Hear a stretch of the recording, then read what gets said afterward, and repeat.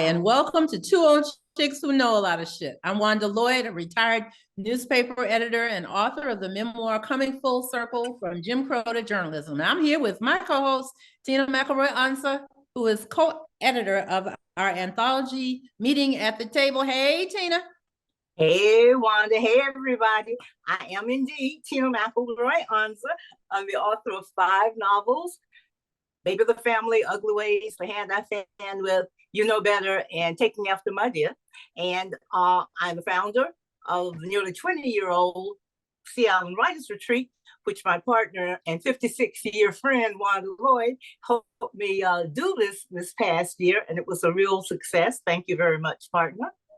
And thanks to my partner as well, I am seriously working on my 6th novel, because she made me actually write down my goals for, Wanda. She made me write down. She didn't make me. She shamed me into writing down my goals for the new year. And that was one of them. I'm glad you did, Wanda. I always appreciate your advice. Well, I was just getting ready to say I shamed you. I didn't make you to help you get your novel done. But I'm not exactly following my own advice, because, as you know, when we had that conversation at the end of 2022, I was sharing my own goals. And, I have a plan for another book, but even though most of the outline's done, I guess I need to get busy and keep up with you, huh? Yeah, absolutely. Well, I think one of the wonderful things about our relationship is we keep up with each other. As a matter of fact, today I had what I call a Wanda day.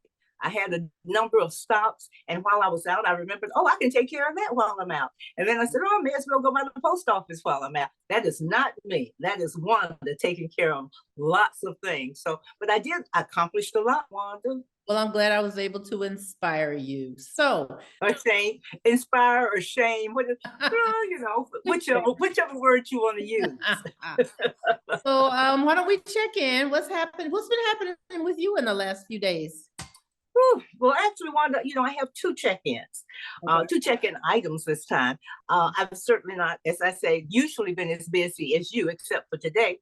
But this old chick, can only be busy, I found out, in spurts. I can be busy for a few days, but I need like a couple of weeks to recover from that. So, I've been sort of recovering as well as thinking about the future.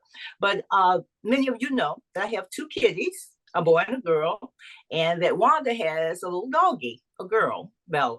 As a matter of fact, Wanda, that's another opposite that we can write down about you and me. You are a dog person, and I'm definitely a cat person. Not a cat person. I like dogs, but I have become a cat person. Well, I grew up.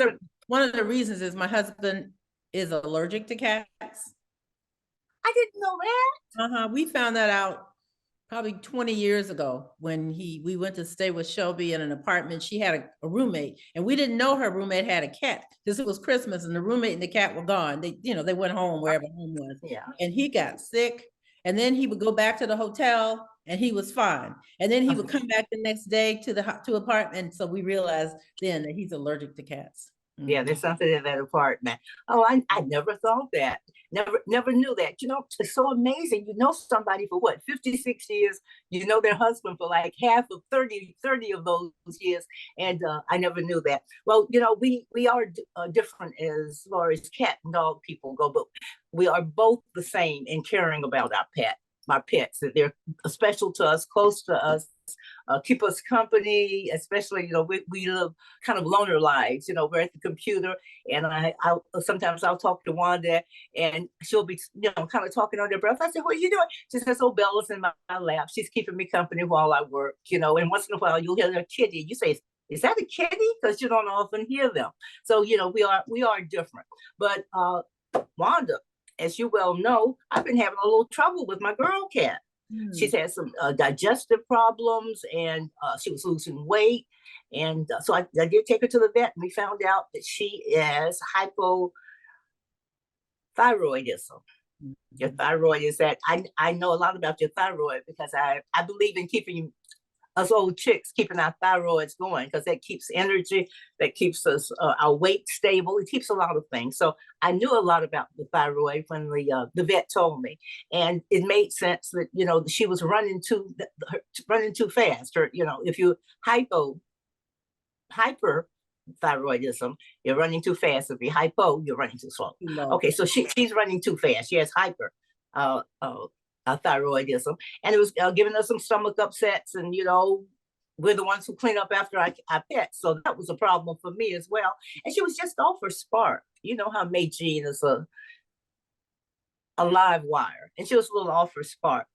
So I took her to the vet. We made a few trips to the vet, and we have her on meds now, and she seems to be doing better. She's just really starting the meds, and we're going to see. But I ask all of you out there to pray for my kitty, Meiji. Oh, that's good.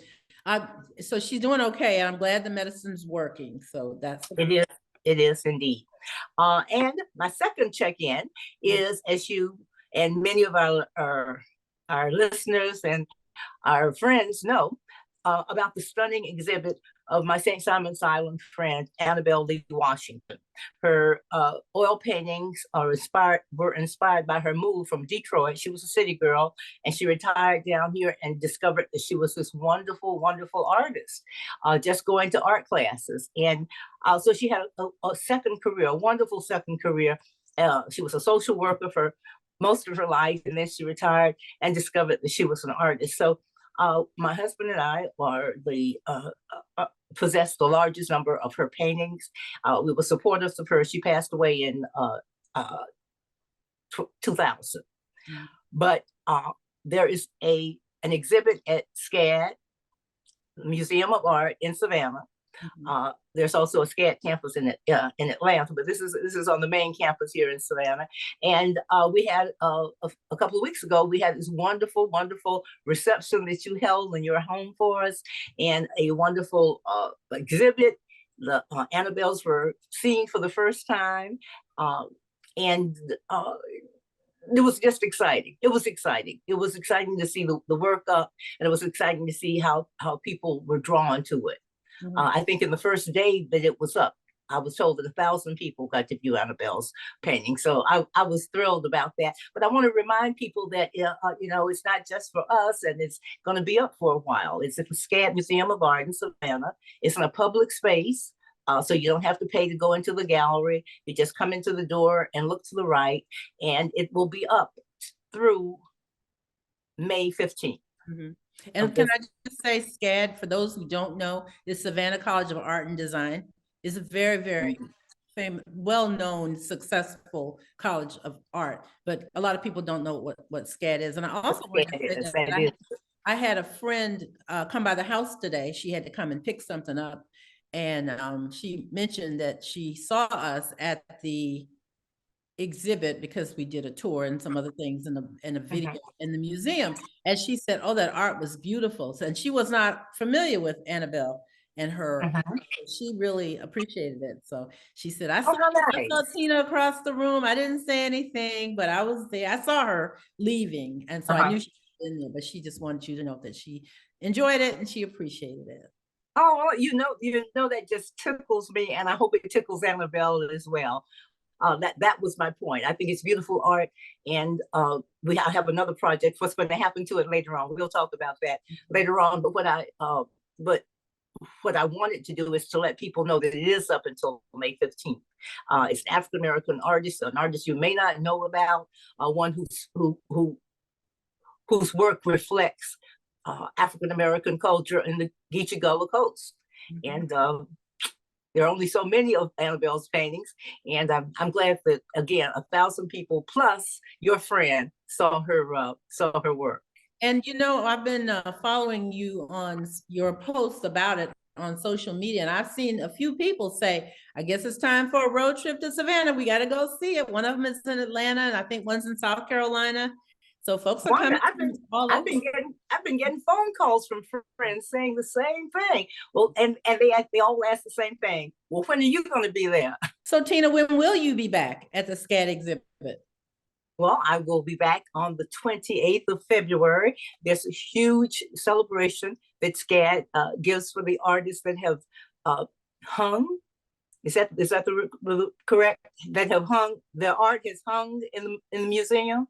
Oh, is hung the right word? I don't know. I've never heard. I mean, I know what hung is, but I didn't know that was a thing.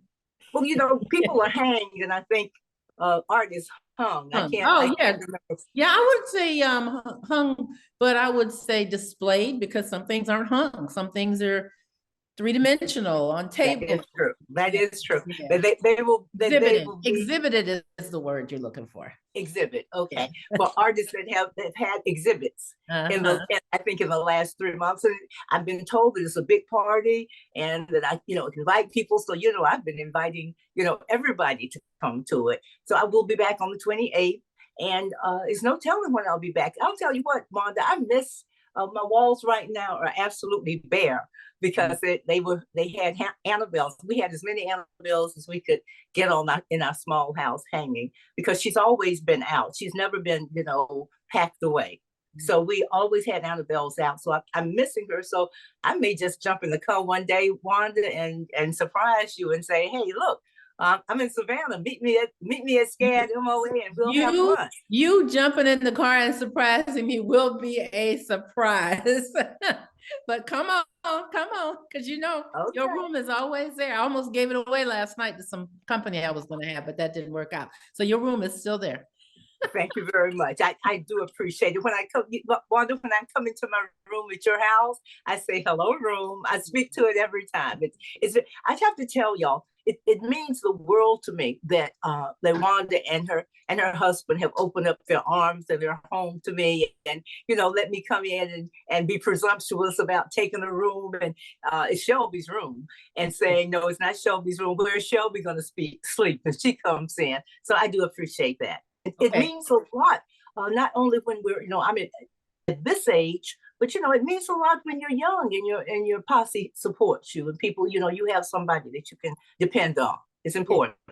Okay, yeah. but let's be clear. It's now Shelby and Carrie's room. Gotta remember. Yeah, Shelby's got a hubby. Absolutely, Right. absolutely. We got to remember that. Don't tell her I said. Don't tell her I forgot. Okay, we'll tell her not to watch this podcast. Okay, that sounds good. Well, tell me, Wanda. Oh, wait, Wanda. You have an announcement for us, don't you? Something that I'm very proud of. I know you are. Yeah, actually I do. It's a little early, but it's official because I've been told it's official and I've gotten it in writing. And that is that I'm getting an award, and I want to thank my friend Tina for helping me. So there's an organization in Savannah called Senior Citizens Incorporated. It's an organization that has lots of services for seniors. They do classes, they do arts and crafts, they do daycare for seniors who need it due to health reasons. Just lots and lots of things. Well, Senior Citizens Incorporated has this award called the Legends, Leaders, and Life Well Lived Award. And they reached out to me first and said that they wanted to know if I would be interested in being honored. And then they said, well, we need someone to just, write it up. And they suggested, well, who knows you best? Tina McElroy answer. And I was happy. It was my joy to do that. You know what Wanda said? Well, Tina, you can just use something in the introduction you wrote to Coming Full Circle. I said, I'm not going to use any old script, any old text. I thought that was fine. You wrote the foreword to the book. All the good stuff is in there. So just regurgitate it. No, well, actually, I think I came up with some new stuff, actually, Wanda. You've done a few things since then. Okay, well, I haven't seen it. So they didn't show it to you? Oh, okay. Well, I'll send you a copy. Oh, I would love to see a copy. So anyway, I'm getting this award. There are 3 people who are getting the award. 3 people get it every year. And they sent me the names of the other 2, both of whom I don't know personally, but I will get to know them, I'm sure. But I'm very honored to be in their company. And I'm getting my posse together. You used that word posse a minute ago. And you remember, Tina, when we went to Atlanta, when I got the honorary degree at Spelman and I had my posse, I had a whole table full of folks. So yes, I get another table, so I get my posse together. So they said, well, we want to be sure that you and your nominator are there. I'm like, check, done. Done, that's done. Absolutely. So you get 8 more people. And of course, my husband is going to go. I just told him he's going to go. He doesn't go to a lot of stuff, but he's going to go to this. Oh, good. Absolutely. Well, you know, husbands are like that. Mine was like that, just like Willie Lloyd is. You know, no, they don't want to go. They're gonna pass on this one. Nah, don't feel like people. All that. They get them the life of the party. You know, people don't want them to leave. Oh, y'all are leaving already. You know, yeah. So he'll be the life of the table. I hope so. I hope so. He went to Miami with me when I was inducted into the Hall of Fame for the National Association of Black Journalists. So when I told him he's going to this, I reminded him, you went all the way to Miami. It seems like you can go across town to a lunch. That's true. That's true. That was a very good argument. Very good. Yeah. Yeah. Well, we're gonna have fun, and we're proud. We're proud of you as always.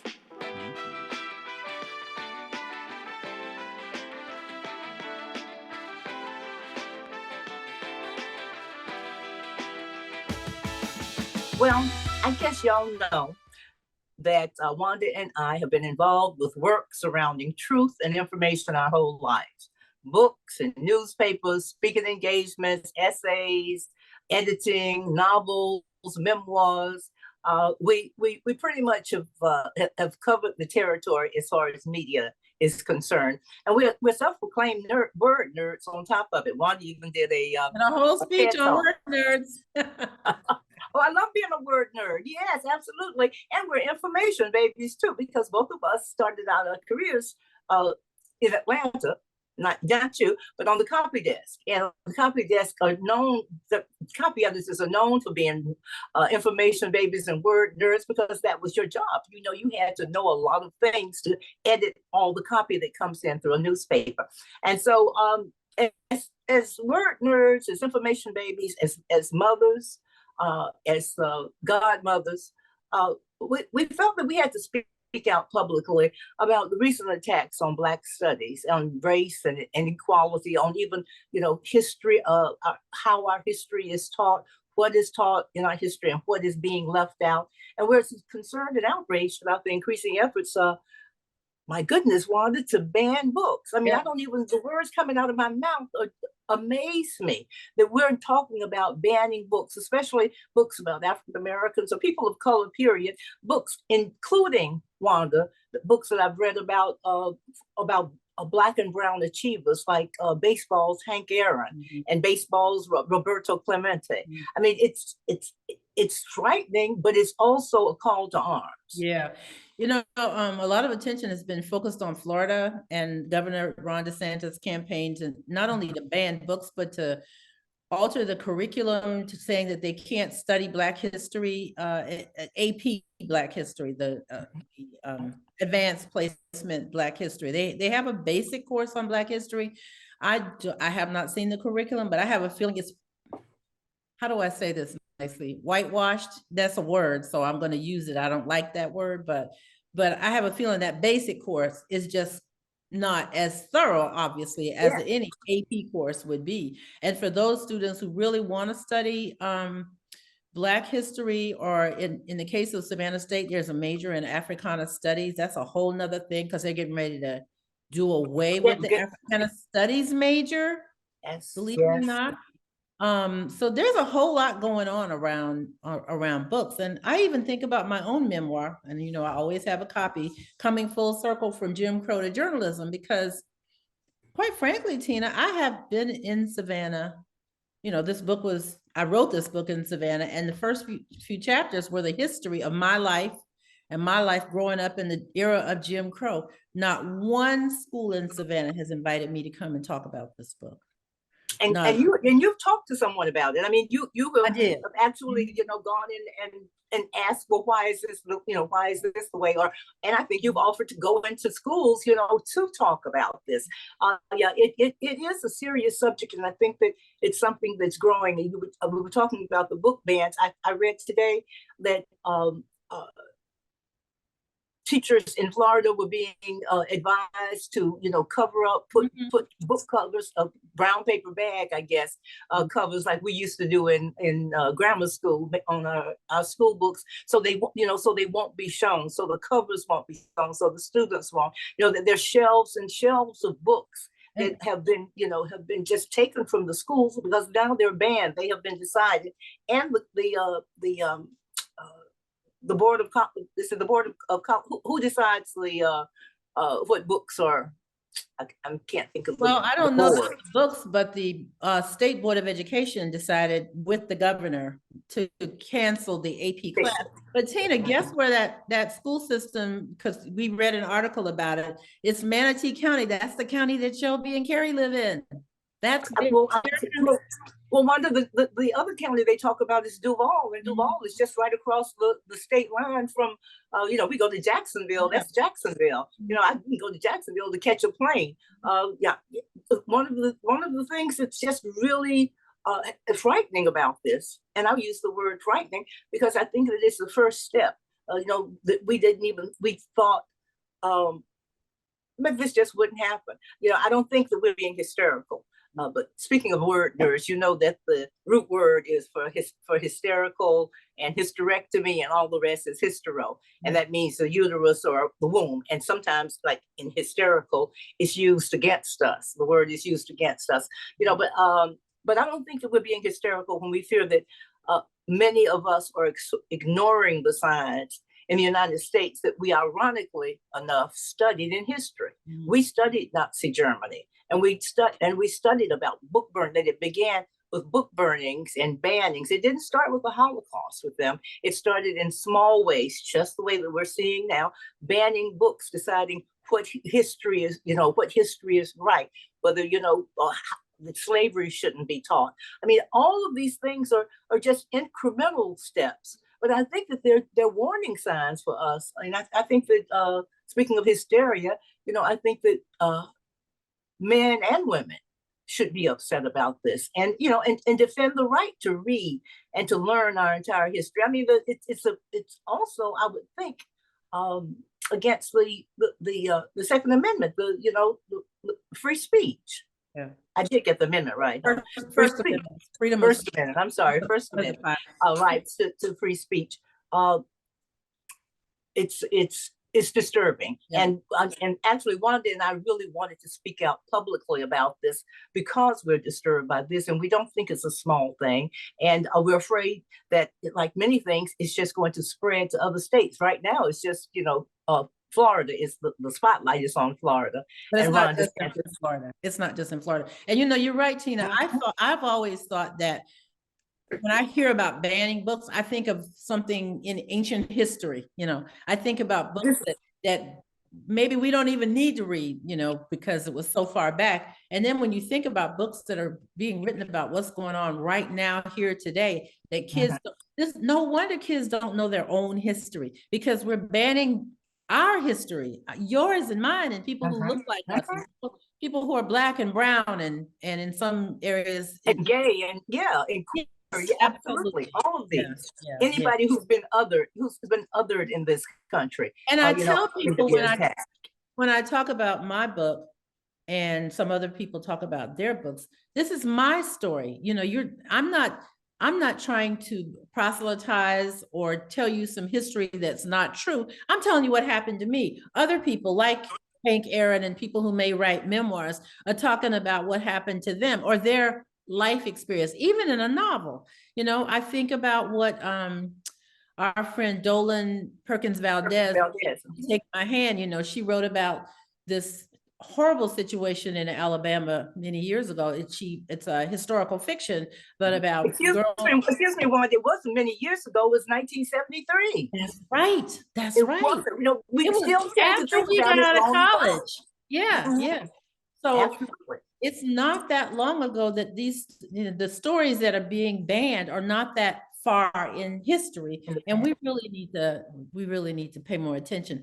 Tina, this week I was inspired to put something on social media. One of my friends is a publicist for an author, and she had the publisher send me this book. It's called An American Story. It's a children's book, and the book is, he's a father, and he was his children were asking him about slavery. They hear the word, but they didn't know what it was, and so he was having trouble having this conversation with his children. So he wrote this book. Excuse me. This is a man of color, a person of color? Yes, he's African-American. Yes. Okay. Yes. All right. And so he wrote this book, and he's trying to get it in schools.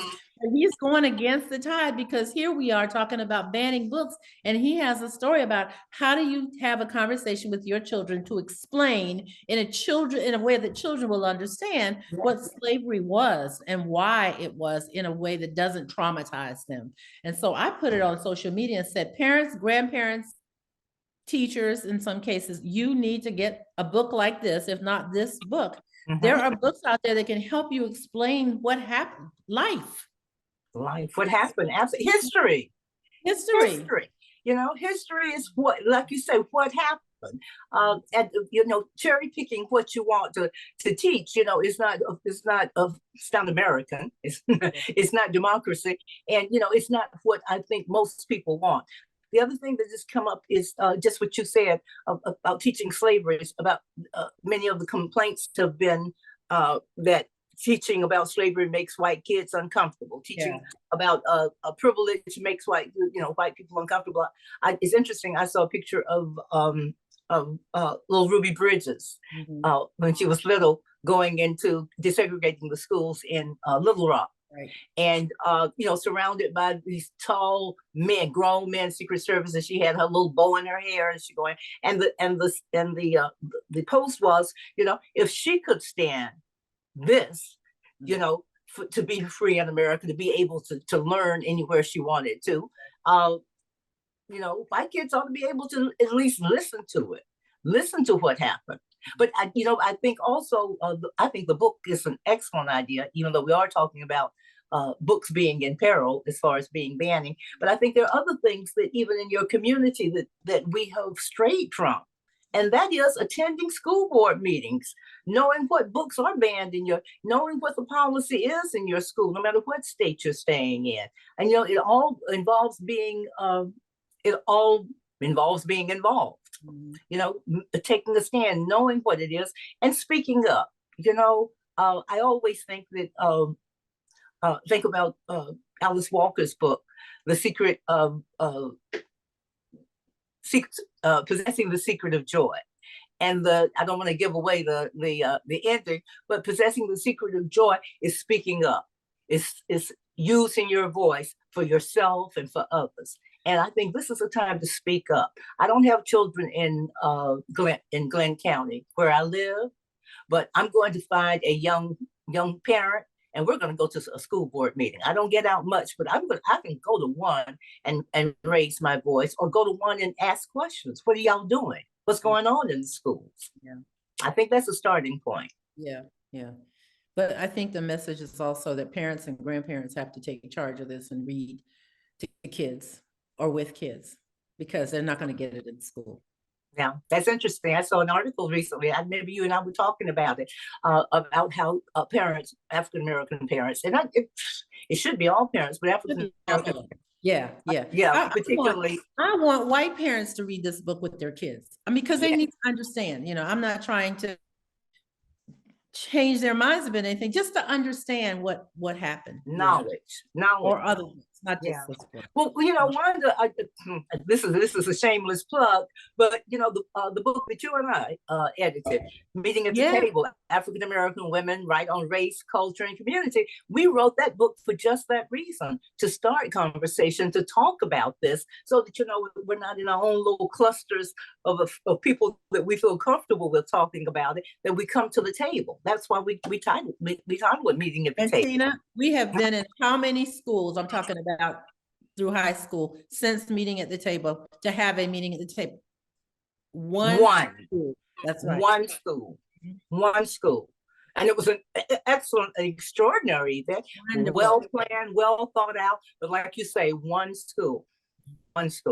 So I guess we're sort of opening ourselves up for invitations to go to schools, but if we can, I'd be happy to. I think when I first became a novelist, when I first wrote my first novel, I would be invited to schools, and often I would be invited to grammar schools, and I would think, this really isn't, it's about baby of the family princess. No, the main character is a young girl, but it really isn't a children's book. It's an adult novel. But what I discovered, Wanda, is that I didn't have to say a word in grammar schools. All I had to do was walk in, and you could hear the little child. Look at her. She looked like she ain't wrote no book. She looked like my grandmama. She looked like my mama. Oh, I know her. She lived over now. It was amazing. All you had to do was present yourself to young people who had never thought of a Black woman who looked like their mama writing a book. Yeah, so there are all kinds of ways for us to show up. That's an important message. So I think we've done good on, we are urging it. We hope that people will be inspired by this conversation. They will have these conversations with their school boards. They will invite themselves into libraries and in classrooms to read. Yes. They will bring some books with them, and then they will read at home. So y'all, you now have the charge. Take it and go for it. Yeah. Go for it.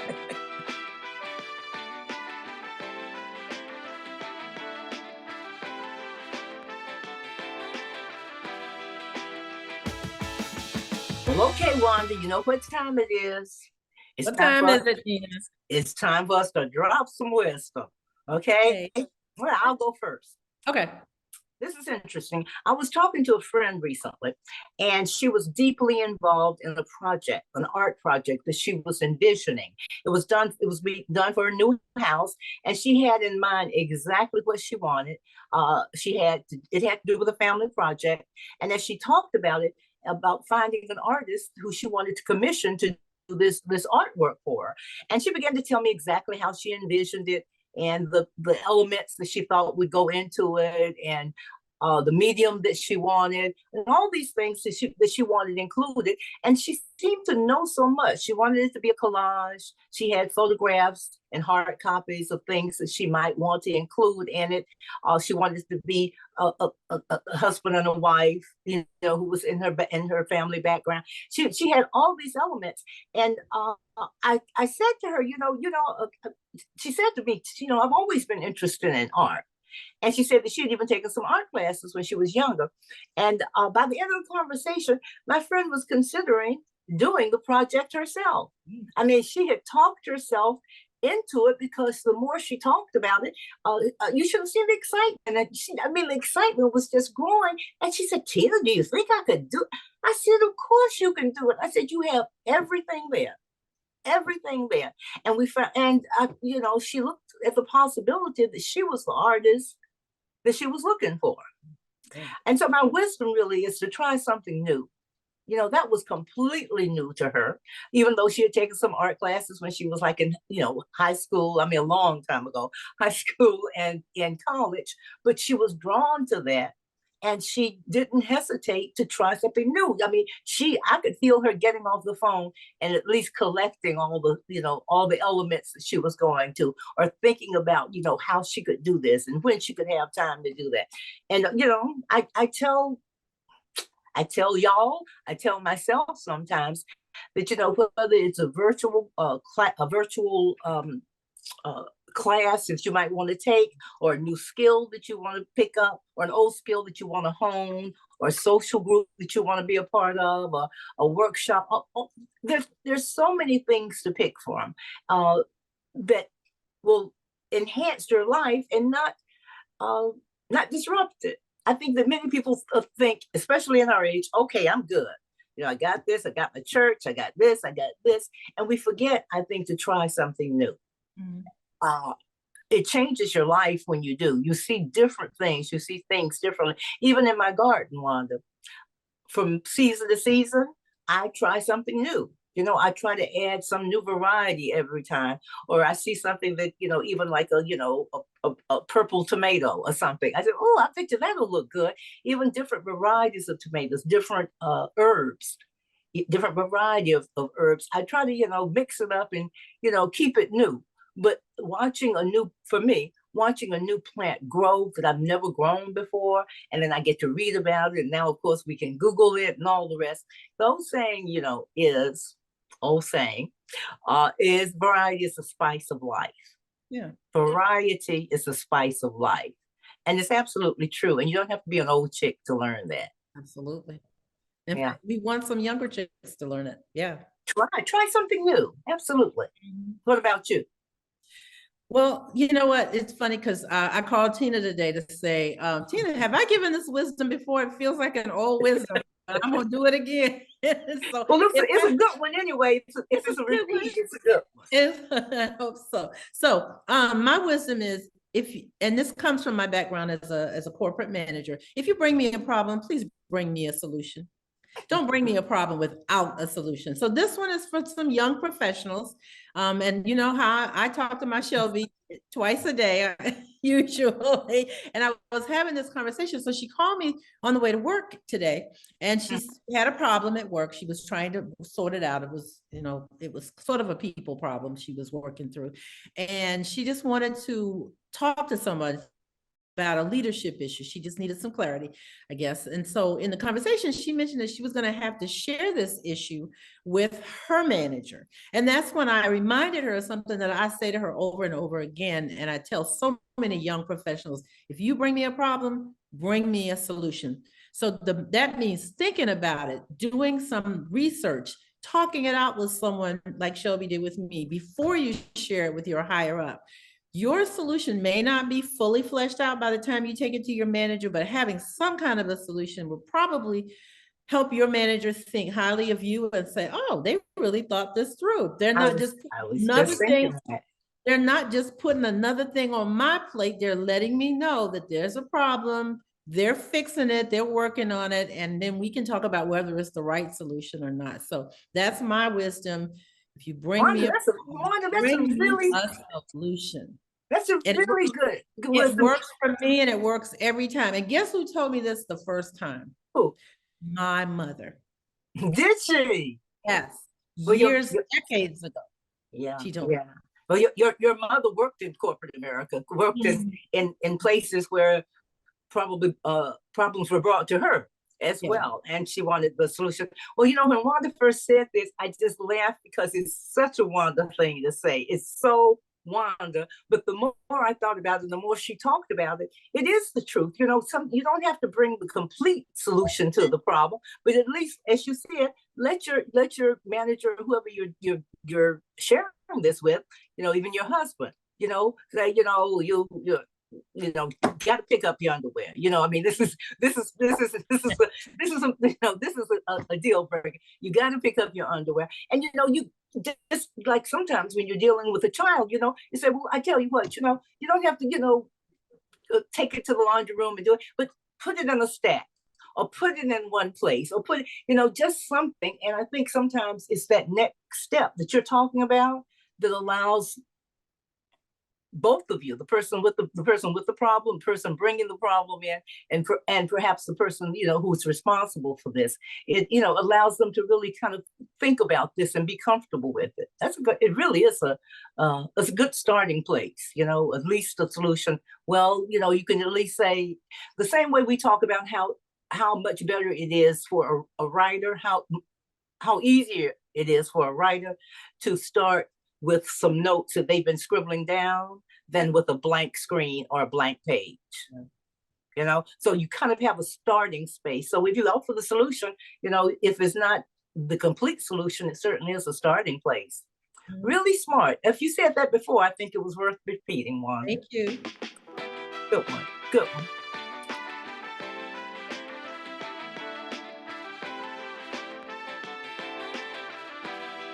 Thanks so much for joining us for this episode of Two Old Chicks Who Know a Lot of Shit. If you're on social media, please subscribe on YouTube and follow us on Twitter at ChicksOld and IG at Two Old Chicks Podcast, because it really does matter. It does indeed. And please remember that the collection of essays that Wanda and I co-edited is called Meeting at the Table. African-American women write on race, culture, and community. Let me repeat that. It's entitled Meeting at the Table, African-American Women Write on Race, Culture, and Community. And it is available at downsouthpress.com. That's downsouthpress.com. So until next time, love and peace. Bye-bye, everybody. Love, love.